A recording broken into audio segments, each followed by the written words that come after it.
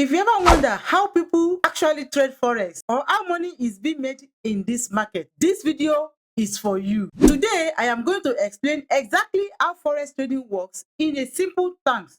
No complicated language, no hype, just real learning. Quick disclaimer, I am not a financial advisor and this is not a financial advice. This video is for educational purpose only and I am simply sharing what I'm learning on my personal journey. By the way, if you haven't watched my last video on Forex 101 where I explain what Forex actually is, I will link it below. Make sure you watch that one video first before this one build on it. In this video, you will learn how people make money trading Forex, how traders decide when to buy or sell, what is pip, lot, spread really means, how bid and ask price works, the main type of Forex order, why demo trading is important before using real money. So, if you're a beginner and want Forex explained clearly and honestly, this video is actually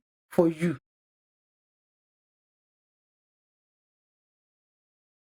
Let's start with the biggest question. How do people actually make money in Forex? Forex trading means buying one currency and selling another at the same time. You are not buying money and waiting forever. You are buying because you believe its value will rise compared to another currency. For example, if you buy Euro USD, you are buying Euro and selling US dollar. If the Euro becomes stronger, the price goes up. You can close the trade and make money. But if the price goes down, instead, you lose money. So profit and loss in Forex comes from price movement, not from holding the currency long term, but from trading the changes in value. That is why risk management is important because the market can move in your favor or against you.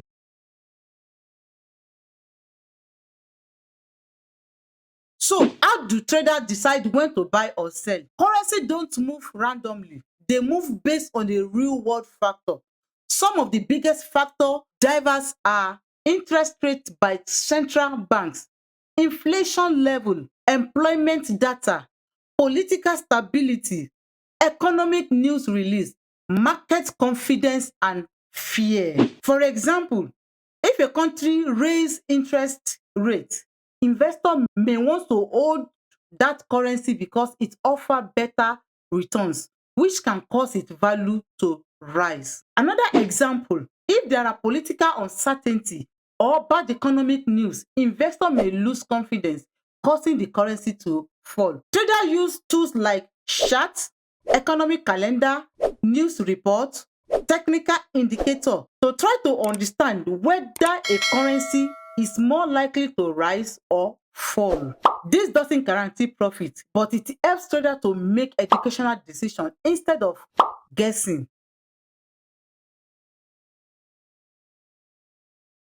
Now let's talk about pips. A pip is the smallest price movement of a currency pair usually makes. For most pairs, it is the fourth decimal place. For example, if Euro USD moves from 1.1050 to 1.1051, that is one pip. You can see the movement change from 50 to 51. That one that make a difference, it is what they call pip. Pips are important because they allow traders measure profit, loss, risk, and performance. Instead of saying I made $10, trader often says I made 10 pip because 10 pip movements stay consistent across different trade sizes. A lot refers to size of your trade. Basically, how much currency you are buying or selling. There are different lot sizes. A standard lot, a mini lot, and a macro lot. The bigger the lot, the bigger the potential profit, but also the bigger the potential loss. That is why beginners are advised to start with a micro lot so that they can learn without risking too much. Choosing lot size is part of the risk management, not about how much money you want to make, but how much you can afford to lose safely. The spread is the difference between the buy price and the sell price. When you open a trade, you will notice your position start slightly negative. That is because of the spread. Think of it like the cost of entering a trade. Some pair have a tight spread while some have a wide spread, especially during news events or a low market activity. Understanding spreads helps you to avoid overtrading and choosing pairs that are more cost efficient.